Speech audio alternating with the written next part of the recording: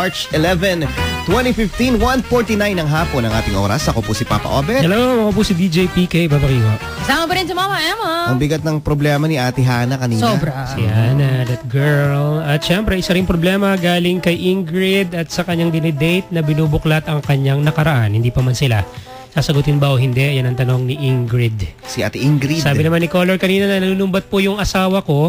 4 years old na po yung anak ko. 3 months po siyang walang trabaho. Kapag po sinasabi ko, nire-remind siya na magtrabaho dahil lalaki siya, nanunumbat po sa akin. Wala daw po siyang pangarap. Okay na daw po siya ng ganitong buhay. Ba? Sabi ni Mary, ang caller natin kanina.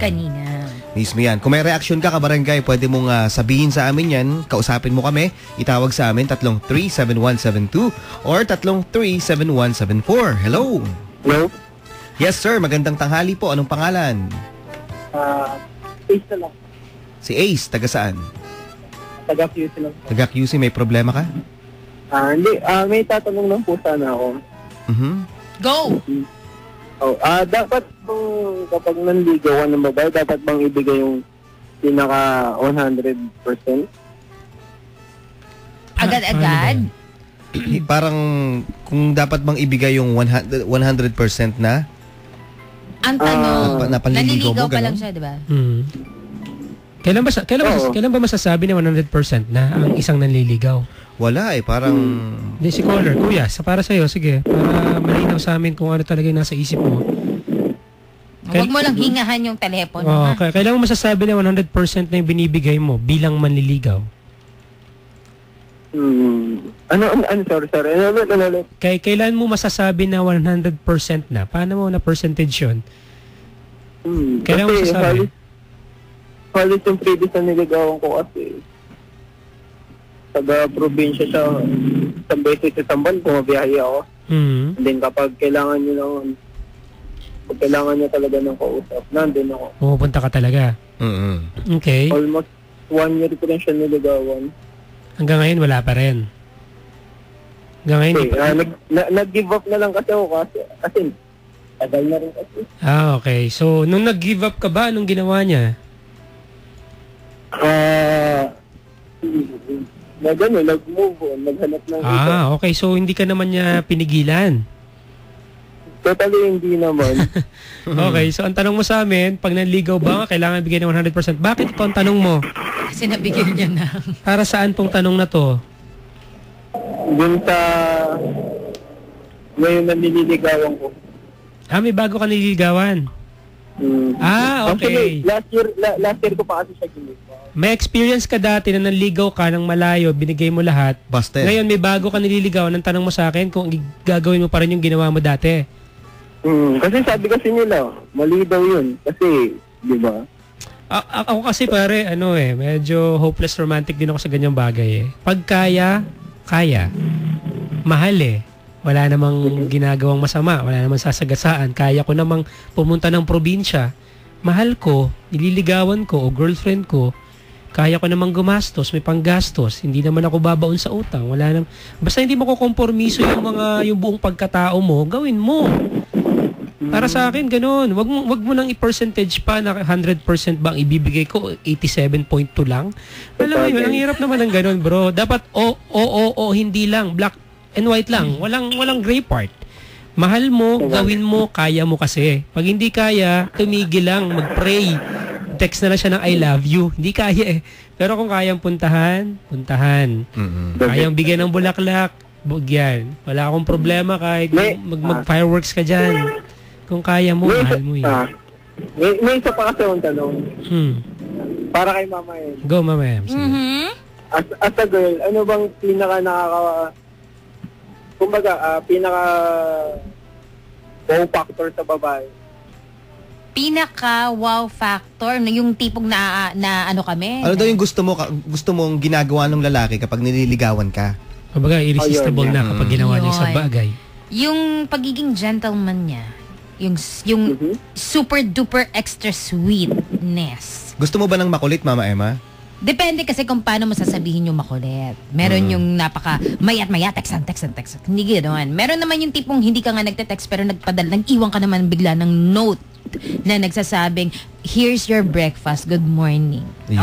Mga ganun, yung mga may mga ganung keme sa buhay. Yung Mga simpleng bagay. sweetness. Simpleng bagay, maliit na Kailangan. bagay. Hindi kailangan kayo everyday magkita. Kasi maganda nga yun eh. Hindi naman doon nasusukat yung pagmamahal eh. Yung lagi kayo magkasama. Kasi yun yung magsasawa kayo sa isa't isa. Paano pag nagtrabaho kayo pareho, di ba? Ngayon, magjowa kayo.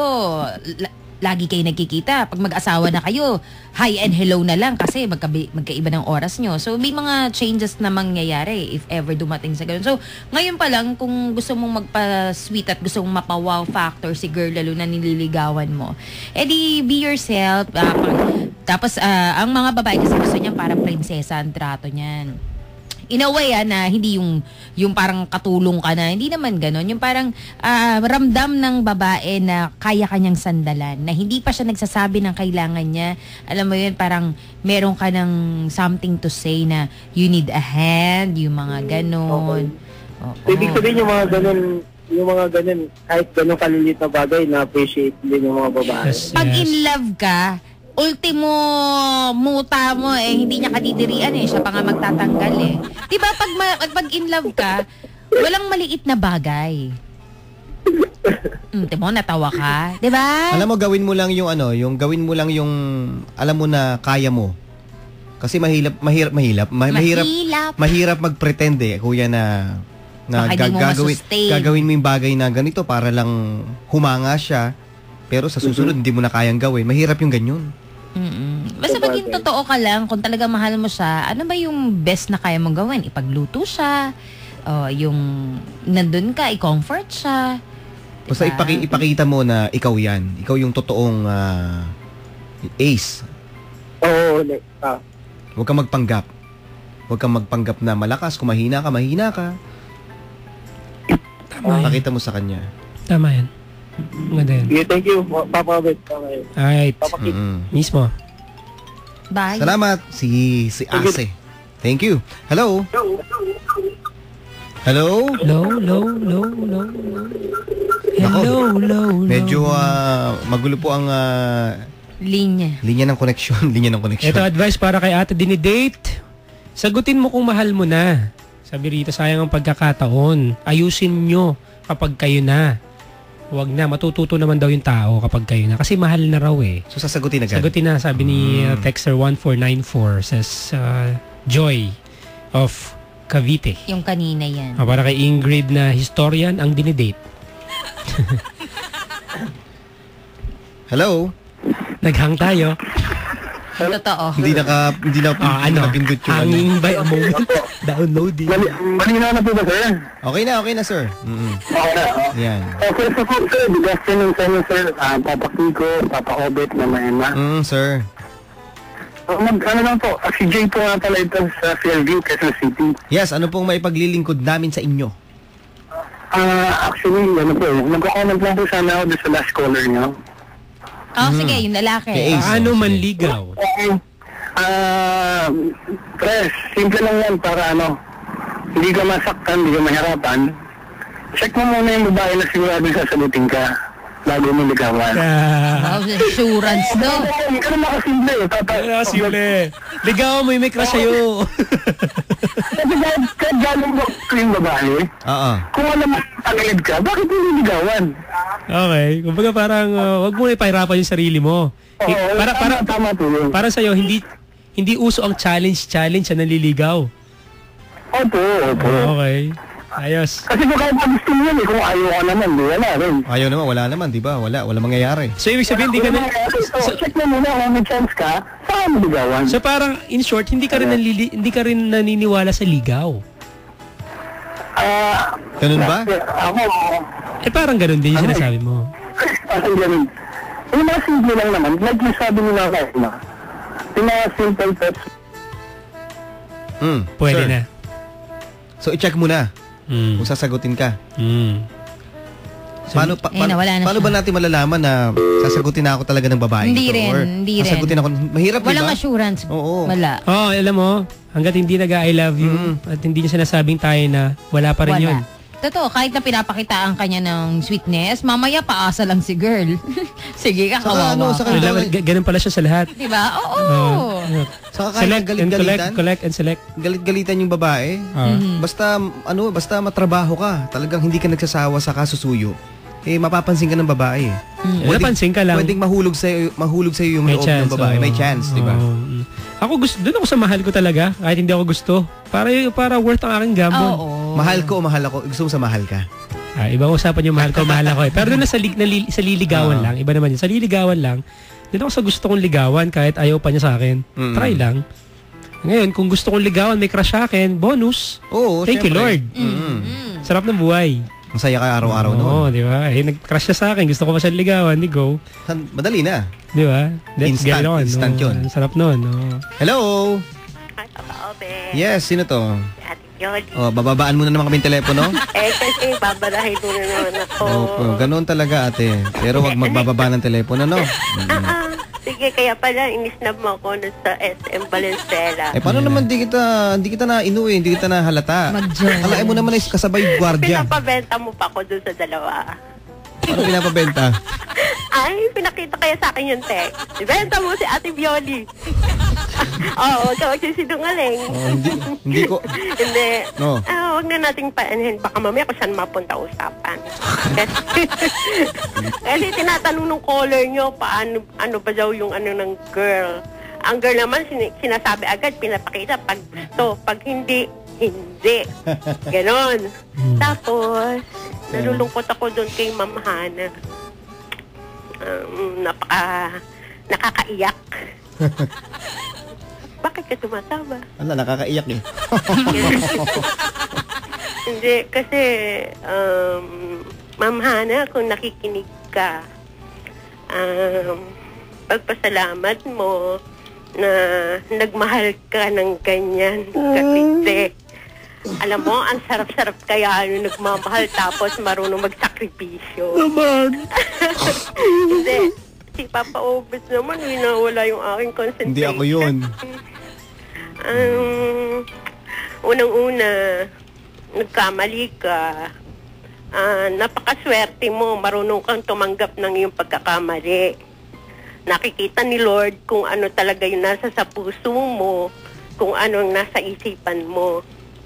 Sa ngayon, masakit, iiyak ka, pero darating ang araw, malilimutan mo din yan. Yun. Where do broken hearts go? Ikaw ba, Ate Violi? Ano bang gusto mo? Ano bang yung mga nanliligaw sa'yo, ano bang gusto mo kapag nililigawan ka? Wala. Gusto ko lang yung tahimik eh. Ayaw ko yung madaldal katulad mo. Tahimik? Yun ang gusto ko kasi eh. Yung hindi madaldal. Pero pag pumili ka ng librarian para tahimik. Librarian. Pero pag nagsalita, may sense. Hindi yung naloloko lang ng mga callers. Diba? And if somebody loves you, one day I'll wait yung kanta na yan. and look in your eyes. Mama Emma, ba't di ka nagsasalita? Kasi nga ikaw yung nasa linya, kaya hindi nagsasalita. Si Mama Emma lang kasi ang love ko dyan. Hindi ikaw. Okay lang yun. Hindi rin naman namin ikaw love. Mabuti nga. Hindi rin kita love. Okay lang yun, Ate Violi. Salamat, Ate Violi, sa iyong pagtawag, ha? Okay, Mama Emma. Yes. Thank you. Abangan nyo, kakanta po tayo para sa ating Talk to Papa Acoustic. At Where this do broken time, hearts go mo na yan? Ha? Gusto mo yan? Nagpunta ng sila Ate Violi ng SM. Pinuntahan din ako Valenzuela. yan. SM Muntinlupa. Si Ate United Rose, Friends. Si Ate Edna, maraming salamat sa inyo. Na-appreciate natin si Ate. Oo naman. At si Ate, lahat ng mga ates natin. Maraming salamat sa inyong effort. Nung minsan nga naglalakad kami, kasama ko si Ate Carol, Ate Edna, Ate Rose, tsaka ako. Sabi ko, tinignan ko silang dalawa. Alam mo bang 6 na taon na tayo naglalakad, tayo pa rin magkakasamang 5. Sabi ko sa kanilang dalawa, tayong 4. Tapos silang tao, parang kailan lang, no? Nag-reminisce kami bigla.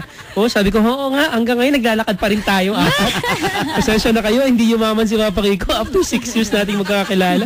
Naglalakad pa rin tayo. Hala, okay, bilhin ng Topsy, 35 pesos. Mas masarap maglakad eh. Masasarap. Love na love ko yan. Mahal na mahal ko yan. Ang dami nagsabi, pumayat ako nung naglalakad ako at nag-MRT ako. Ang payat mo nga ngayon, ha? Which is true, di ba? Mapayat ka, ha? So, nanalo ako sa pustahan natin. Saka pumuti ka, Emma. Yung waistline, hindi naman Hindi. pumayat ka nga yung mukha mo. Joke lang. Puweta mukha mo, lumapad ang katawan mo. Pero pumayat ka. Pero sabi nila pumayat. Oo. Very good din kaka-MRT mo. Kasi nga sabi ko, nag-aakyat panaog ako Oo, doon. yun eh. Yun yun. Kaya dapat Mas maganda ma-appreciate talaga. yung mga ganun bagay kasi yung iba sinusumpa yun eh. Ay, hagdanan. Ay, pila. Hindi na naiisip na gumagawa ng paraan si Lord para hindi ka atakin sa puso. Ugag ka. Tapos, Di ba? Masarap maglakad. Kasi kung hindi kita papipilahin, anak, mamamatay ka na bukas sa kolesterol mo. tingnan Salamat mo, ka, nagbabas yung ka. mga kabarangay natin na naglalako, nagbebenta dyan sa labas. Tingnan mo ilang taon na sila, pero ang lakas nila. Totoo yan. Totoo yan. Yung matanda, Yung abs, nakita ko. natural yung abs, ha? Natural. Tapos, Hindi- alam mo yun, nakikita ko yung matanda, ang bibigat ng binubuhat, yung mga pinamili sa palengke, pinamili sa Divisoria, nakakatuwa, lalakas pa nila. Ito classic, Mama Emma, tito ko. No. Hindi to kumakain naman kung ano-anong kinakain natin. Hindi, lagi lang tong gulay kasi nagtatanim siya ng gulay. Tanim niya, luto niya, tanim niya, harvest Gulay lang niya. talaga, talagang gulay, walang karne. Hindi naman. May karne pero... Pero hindi yung... Pero ang lifestyle niya, madalas. dilig, Oo. bungkal ng Banat yung katawan, Oo. Oo. Ang tanda na. Ang matindi pa nito, bingi. Kasi, ha? Sino nagka-problema? Nagka-problema yun sa tenga. Alam mo pala yung kape? Meron pa, kasi sa Pangasinan, ang ginagawang, siyempre, green thumb nga yung tito ko eh. Magaling magpatubo ng Pati yung halaman. kape, sarili niyang, Tubo? Tanim. Ngayon, lagi siya nagkakape. Ngayon, hindi pala maganda yung gano'n, na hindi na-process masyado. Yung Caffeine, yung kape. Hindi ko alam kung ano yung beans na yun. yung beans, yung coffee beans. Sabi daw, nakadagdag daw yun. Hindi ko alam kung paano i-explain medically, pero nakadagdag daw yun sa kung bakit nawala ng pandinig yung tito ko. Hindi ko alam kung may nakaka-relate dyan sa mga probinsya. Nakain diba? na. Hindi kakainom. Tapos, basta naapektuhan yung pandinig niya. So, tatanong natin kay Doc F sa Monday yan. Naisingit ko lang. Ayun, dahil malakas pa rin yung tito ko kahit bingi siya. Ang ganda ng katawan. Ang ganda ng katawan. Sobrang fit, walang bilbil, ganyan. May abs. Niya. Talo pa yung lakas ng mga teenager. Mas maganda kayo nagtatrabaho ka kaysa lagi nasa bahay ka lang nakahiga. Kaya, Mas lalo nang hihina ang katawan mo, di ba? Pasalamat tayo dahil lang pumipila tayo sa MRT, nag-jeep. Malayo po kayo sa atake sa puso. Atake sa puso, alta presyon. Alta presyon. Ayan. Ingat lang sa heat stroke. Tama. Inom na marami tubig. Mismo yan, kabarangay. Sa pagbabalik natin, kantahan tayo mga kapuso. Tugstugan at tawanan, tuloy-tuloy lang dito sa Barangay LS 97.1. Tugstugan na.